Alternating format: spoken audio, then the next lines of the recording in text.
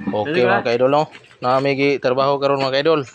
Nang ay sag adto kay na kuan mi kining gakuan mi sa brake ani ba sa handbrake sa kuan Honda Wave mga ka-idol no. Honda Wave nga 100 nya.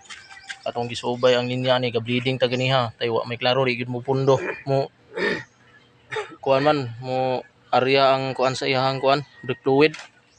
Wala klaro ang hangin. Nya sa ato ang diagnose kay ang daot kini mang kuan hydraulic hose niya no sa handbrake daw kayo og kuan no.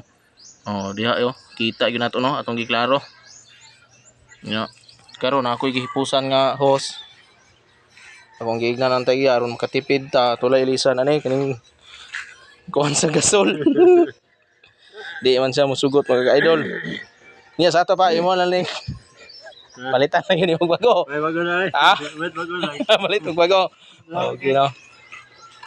Palit daw siya gyud og bago. Okay mga ka-idol no. Palit siya og bago.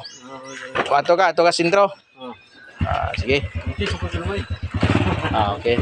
Michael lo ga payo diri wa kay ga yang handbrake iya yung ipa kondisyon. Ito ay paway kaga balik pa.